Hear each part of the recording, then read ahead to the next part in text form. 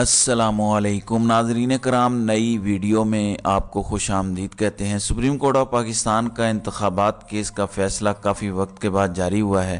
چونکہ اس کے بارے میں کئی چیزیں سامنے آ رہی تھیں اور جو خدشات تھے وہ درست ثابت ہوئے ہیں۔ سپریم کورٹ آف پاکستان نے جو ڈکٹیٹ کروایا تھا اوپن کورٹ میں فیصلہ، اس میں اور تحریری فیصلے میں رد و بدل سامنے آیا ہے۔ اس کی تفصیل میں آپ کے سامنے رکھوں گا اور میں آپ کو بتاؤں گا کہ ہم خیال صحافیوں نے بھی یہ بات کی ہے کہ اگر آپ نے تبدیلی کرنی تھی تو پھر اوپن کورٹ میں آپ نے فیصلہ کیوں لکھوایا تھا۔ بہرحال اس پر ہم بات کریں گے۔ جبکہ سینٹ نے نیب ترامیم آرڈیننس میں 120 دن کی منظوری دے دی ہے۔ سینٹ نے نیب ترامیم آرڈیننس کی مدت میں 120 دن توسیع کی منظوری دی ہے۔ صادق سنجرانی کی زیر صدارت سینٹ کا اجلاس ہوا جس میں نگران وزیر قانون عرفان اسلم نے نیب ترامیم آرڈیننس میں توسیع کی قرارداد پیش کی، جسے ایوان نے کثرت رائے سے منظور کرتے ہوئے نیب ترمیمی آرڈیننس میں 120 دن کی توسیع کر دی۔ اسحاق ڈار نے کہا کہ نواز شریف کے خلاف بے بنیاد کیس بنائے گئے۔ سابق چیف جسٹس نے خود کہا تھا کہ تاحیات پابندی غیر مناسب ہے۔ قرارداد پیش کرتے ہوئے پی ٹی آئی کے سینیٹر علی ظفر نے اعتراض کیا کہ سپریم کورٹ نے نیب آرڈیننس مسترد کر دیا ہے، پھر آج اسے کیوں پیش کیا جا رہا ہے؟ تو لیگی سینیٹر اعظم نذیر تارڑ کا کہنا تھا کہ قانون بنانا پارلیمان کا اختیار ہے۔ آپ اندازہ لگائیں، جس آرڈیننس کو کالعدم قرار دیا جا چکا ہے سپریم کورٹ کی جانب سے، اس کی توثیق کی جا رہی ہے۔ اور جب علی ظفر نے اعتراض اٹھایا تو آگے منطق دیکھیں۔ یہ سینئر قانون دان اعظم نذیر تارڑ ہیں جو کہتے ہیں کہ قانون بنانا پارلیمان کا اختیار ہے۔ آئین نے قانون بنانے کا اختیار سپریم کورٹ کو نہیں دیا۔ آج سپریم کورٹ نے کہا ہے کہ قانون سازی پارلیمنٹ کا اختیار ہے۔ جبکہ لیگی سینیٹر عرفان صدیقی نے کہا کہ پاناما میں جس کا نام نہیں تھا اسے پکڑ کے کٹہرے میں لایا گیا۔ مشاہد حسین سید نے کہا کہ مسلم لیگ نون اور پیپلز پارٹی کے درمیان میثاق جمہوریت ہوا، سیاسی طور پر متحرک نیب کی بجائے آزادانہ اور شفاف احتساب کا نظام لانے کا کہا گیا۔ انہوں نے کہا کہ ایٹم بم کا تجربہ کرنے میں عسکری لیڈرشپ کا کوئی فیصلہ نہیں تھا۔ پی ٹی آئی دور میں نیب مسلم لیگ نون کے خلاف استعمال ہوئی اور اب آفیشیل سیکرٹ ایکٹ استعمال ہو رہا ہے پی ٹی آئی کے خلاف۔ پھر سینٹ کا اجلاس 11 نومبر تک جو ہے وہ ملتوی کر دیا گیا۔ تو یہ نگران وزیر قانون نے یہ قرارداد پیش کی اور چیئرمین سینٹ کی سربراہی میں ہی پیپلز پارٹی اور نون لیگ نے اسے منظور کیا۔ اب کوئی مان سکتا ہے کہ ایک نگران حکومت کی جانب سے یہ قرارداد پیش کی جائے اور اس کو منظور کیا جائے، وہ قانون جس کو سپریم کورٹ آف پاکستان کالعدم قرار دے چکی ہے؟ اور جب پوچھا جائے تو کہہ دیا جائے کہ چھوڑیں سپریم کورٹ کو، پارلیمان کا کام ہے قانون بنانا، آئینی طور پر سپریم کورٹ کا کام نہیں ہے۔ اور جب سپریم کورٹ آف پاکستان ایسے فیصلے دے گی جیسے میں آپ کے سامنے پڑھنے جا رہا ہوں تو پھر یہی ہوگا۔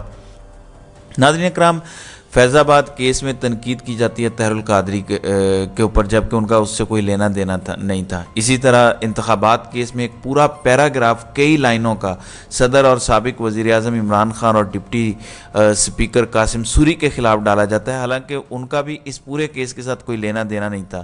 اس کا ذکر کرنا اور بار بار ان چیزوں کو لانا اس بات کی طرف اشارہ ہے کہ جو آپ کے دل میں غصہ ہے وہ آپ نکال رہے ہیں۔ اگر عمر عطا بندیال ایسا کچھ کرتے تو کہا جاتا یہ کوئی پٹیشن میں تھا، پریئر میں تھا، یہ از خود کیسے کیا جا سکتا ہے، از خود کیسے سپریم کورٹ یہ سب کر سکتی ہے۔ بہرحال 90 روز میں انتخابات کی عدالتی کارروائی کا تحریری حکم نامہ جاری کیا گیا ہے جس میں کہا گیا کہ قومی اور صوبائی اسمبلیوں کے انتخابات 8 فروری کو ہوں گے۔ سپریم کورٹ کے تحریری حکم نامے میں کہا گیا کہ اظہار رائے کی آئینی آزادی کے غلط استعمال کا مقصد جمہوریت کو نیچے دکھانا ہے۔ میڈیا کا بہت اہم کردار ہے۔ آئین پاکستان نے آرٹیکل 19 میں اظہار رائے کی آزادی دے رکھی ہے۔ اظہار رائے کی آئینی آزادی کو کچھ لوگ جھوٹا بیانیہ بنانے اور غلط معلومات پھیلانے کے لیے بطور لائسنس استعمال کرتے ہیں۔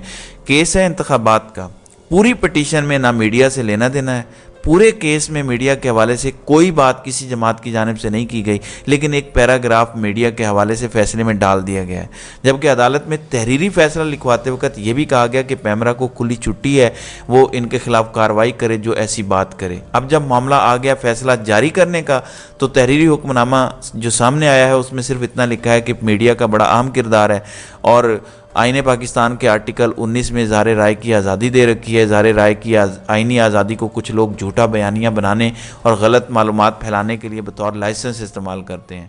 حکم نامے کے مطابق پیمرا آئینی خلاف ورزی پر پابندی عائد کرتا ہے۔ جمہوریت کی بہتری کے لیے فیئر کامنٹ ہونا چاہیے۔ جمہوریت پر اعتماد کی کمی سے عوام کی شمولیت کے ساتھ ساتھ ووٹر ٹرن آؤٹ کم ہوتا ہے۔ یورپی یونین کی ایک تحقیق کے مطابق غلط معلومات پھیلانے سے جمہوریت متاثر ہوتی ہے، جبکہ دوران سماعت چیف جسٹس کے سامنے جب بھی یورپ یا امریکہ کی کسی عدالت کا فیصلہ رکھا گیا تو یہ کہتے تھے کہ کیوں بار بار امریکہ کی باتیں کی جاتی ہیں۔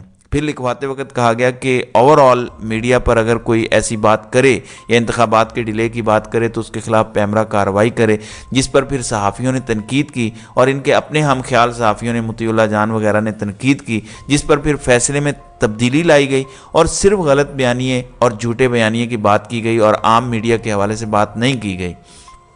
اب چونکہ تنقید ہوئی ہے تو تنقید کے بعد یہ چینج ہو گیا۔ میں آپ کو بتاؤں گا کہ ہم خیال صحافیوں نے بھی اس پر اعتراض کیا ہے کہ جو آپ نے عدالت میں فیصلہ لکھوایا وہ الگ تھا اور آپ نے تبدیلی کی ہے۔ حکم نامے کے مطابق سپریم کورٹ سچائی کے ساتھ پیشہ وارانہ طور پر ذمہ داریاں ادا کرنے والے صحافیوں کی ستائش کرتی ہے۔ جب سٹینوگرافر کو قاضی فائز عیسیٰ کی جانب سے انسٹرکشنز دی جا رہی تھیں تو اس وقت یہ جملے نہیں تھے۔ حکم نامے کے مطابق قومی اسمبلی وزیر اعظم کی ایڈوائس پر 9 اگست کو تحلیل ہوئی۔ صدر مملکت 90 دن میں انتخابات کے انعقاد کے لیے تاریخ دینے کے پابند تھے۔ عام انتخابات کا انعقاد 90 روز میں اس لیے نہ ہو سکا کہ 7ویں مردم شماری نوٹیفائی ہو چکی تھی۔ آئین کے تحت نئے انتخابات سے پہلے 7ویں مردم شماری کا ہونا ضروری تھا۔ پہلے کہا گیا کہ ہم اس سوال پر نہیں جائیں گے، آپ صرف انتخابات تک رہیں، مشترکہ کونسل وغیرہ پر بحث نہیں سنی کہ چھوڑیں ان معاملات کو، لیکن آرڈر میں اس کو لیگلائز بھی کر دیا کہ جو کیا گیا وہ درست کیا گیا۔ حکم نامے میں کہا گیا کہ 6ٹی مردم شماری کی منظوری میں 6 سال لگ گئے، جس کے سبب 7ویں مردم شماری اور حلقہ بندیوں میں تاخیر ہوئی۔ تمام وکلاء نے عدالت کو بتایا کہ 90 روز میں انتخابات ممکن نہیں ہیں۔ آگاہ کیا گیا کہ الیکشن کمیشن نے صدر کے خط کا کوئی جواب نہیں دیا۔ حکم نامے کے مطابق صدر کے خط اور الیکشن کمیشن کے موقف سے عدالت مشکل میں آئی۔ آپ پورا فیصلہ پڑھ جائیں، الیکشن کمیشن کے خلاف کوئی ایک حرف نہیں انہوں نے لکھا۔ آئین اور قانون میں عدالت کا الیکشن کی تاریخ مقرر کرنے کا اختیار نہیں ہے۔ صدر نے آرٹیکل 186 کے ساتھ عدالت سے رجوع نہیں کیا۔ صدر اور الیکشن کمیشن سمیت سب کو وہی کرنا چاہیے جو آئین کی منشا ہے۔ سپریم کورٹ کے حکم نامے کے مطابق آئین پر عمل کرنا کوئی آپشن نہیں بلکہ ذمہ داری ہے۔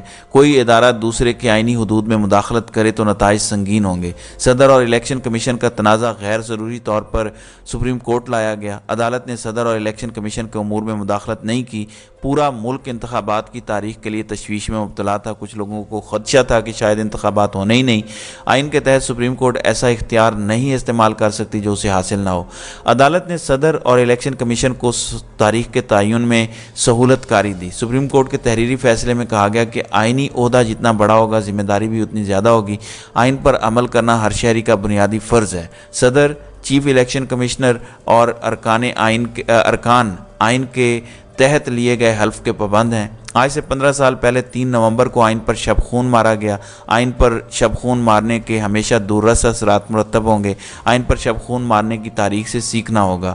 سپریم کورٹ کے حکم نامے کے مطابق ماضی قریب میں صدر مملکت نے اسمبلی اس وقت تحلیل کی۔ اب آپ یہ دیکھیں، یعنی صدر کے حوالے سے جو کچھ لکھوایا اور عدم اعتماد کے حوالے سے تنقید اس پر بھی ہوئی، لیکن اس کو اسی طرح برقرار رکھا ہے۔ لیکن صحافی اور میڈیا کے حوالے سے جو تنقید ہوئی، اس تنقید کے بعد تحریری حکم نامہ تبدیل ہوا ہے۔ تو صدر نے اسمبلی اس وقت تحلیل کی جب وزیر اعظم عدم اعتماد کا سامنا کر رہے تھے۔ آئین واضح ہے کہ عدم اعتماد کی صورت میں اسمبلی تحلیل نہیں ہو سکتی۔ اسمبلی تحلیل سے تنازع سپریم کورٹ آیا اور سپریم کورٹ کو فیصلہ کرنا پڑا۔ پھر دوبارہ صدر کے خلاف یہ بغض کا اظہار کرتے ہوئے کہتے ہیں کہ پھر جسٹس محمد احمد مظہر نے قرار دیا کہ غیر آئینی اقدامات پر آرٹیکل 6 لگ سکتا ہے۔ جسٹس مظہر عالم نے آرٹیکل 6 کے اطلاق کا معاملہ پارلیمنٹ پر چھوڑا تھا۔ ہر آئینی ادارہ آئین پر عمل درآمد کرنے کا پابند ہے۔ وقت آ گیا کہ تمام ادارے سمجھداری کا مظاہرہ کریں۔ سپریم کورٹ کے تحریری حکم نامے کے مطابق عوام کا حق ہے کہ انتخابات ہوں اور عدالت کو الیکشن یقینی بنانے کا اعزاز حاصل ہوا۔ انتخابات کی مقررہ تاریخ 8 فروری پر تمام فریقین متفق ہیں۔ صدر سے اتفاق کے بعد انتخابات کی تاریخ کا نوٹیفیکیشن جاری ہو چکا۔ حکم نامے کے مطابق نوٹیفیکیشن کے مطابق قومی اور صوبائی اسمبلیوں کے انتخابات 8 فروری کو ہوں گے۔ ایڈوکیٹ جنرلز کے مطابق کسی صوبائی حکومت کو انتخابات کی تاریخ پر اعتراض نہیں ہے۔ وفاقی اور صوبائی حکومتیں یقینی بنائیں کہ انتخابات 8 فروری کو بغیر کسی رکاوٹ کے مکمل ہوں۔ عدالت نے 90 دن انتخابات کے لیے درخواستیں نپٹا دی۔ ناظرین کرام، ایک بات جو جسٹس اطہر من اللہ نے لکھوائی تھی کہ حکومت، نگران حکومت، الیکشن کمیشن اور صدر نے اپنی آئینی ذمہ داری نہیں نبھائی اور صدر کے خط کا جواب نہ دے کر الیکشن کمیشن نے نیا آئین تحریر کرنے کی کوشش کی، یہ سب کچھ ختم کر دیا گیا۔ الیکشن کمیشن کے خلاف ایک جملہ نہیں لکھا گیا، اور مسلم لیگ نون جو کہتی تھی کہ انتخابات نہیں ہوں گے، اس پر بھی کوئی جملہ نہیں ہے۔ الیکشن کمیشن کے خلاف کوئی جملہ نہیں ہے۔ نگران وزرائے قانون تمام صوبوں کے جنہوں نے رائے دی تھی کہ انتخابات کی تاریخ دینا الیکشن کمیشن کی ذمہ داری ہے، اس پر بھی کچھ نہیں لکھا، صرف ماضی کا ذکر کیا، صدر پر تنقید کی، جبکہ جو لوگ سپریم کورٹ آف پاکستان کے اقدامات یا ان کے ریمارکس پر تنقید کرتے ہیں ان کو بھی غلط بیانیہ کہہ کے اس پر بھی سپریم کورٹ آف پاکستان نے اپنی آبزرویشن دی ہے۔ سب سے اہم بات، سپریم کورٹ نے دوران سماعت کھلی عدالت میں جب ڈکٹیٹ کروایا تو تمام میڈیا چینلز نے بھی اس کو رپورٹ کیا، کہا گیا کہ انتخابات کے لیے لیول پلینگ فیلڈ ہر شہری کا بنیادی حق ہے، وہ بھی اس پورے تحریری فیصلے سے نکال دیا گیا ہے۔ جیو نیوز کے صحافی عبدالقیوم صدیقی جو ان کے اپنے صحافی ہیں، وہ سپریم کورٹ پر برس رہے تھے کہ عدالت میڈیا پر پابندی لگانے جا رہی ہے۔ اب سپریم کورٹ آف پاکستان کا فیصلہ پڑھ لیں تو ان کی بھی تشفی ہو جائے گی۔ ان کے اپنے رپورٹر نے کہا ہے کہ اطلاع کے لیے عرض ہے کہ جو آج تحریری فیصلے میں شامل ہے وہ کل عدالت میں نہیں لکھوایا گیا تھا۔ یہ مریم خان جو جیو نیوز کی رپورٹر ہیں وہ یہ کہہ رہی ہیں۔ تو یہ نظام ہے، جب آپ نے تبدیلی ہی کروانی ہے، جو آپ نے بیان کرنا ہے وہ لکھوانا ہی نہیں ہے، تو پھر اس کو کیا ضرورت تھی اوپن کورٹ کے اندر ڈکٹیٹ کروانے کی۔ تو ناظرین کرام، آپ کی اس ویڈیو کے حوالے سے کیا رائے ہے؟ آپ اپنی رائے کا اظہار کامنٹ سیکشن میں ضرور کیجیے گا۔